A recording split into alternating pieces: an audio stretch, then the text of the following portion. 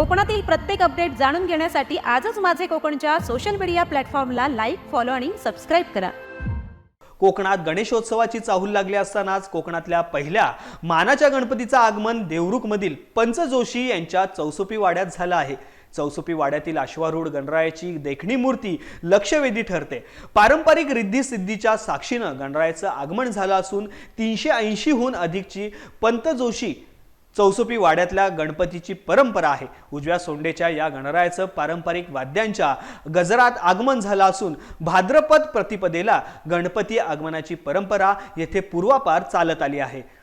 मोरगावच्या अष्टविनायकाप्रमाणे या गणपतीचा होतो उत्सव साजरा।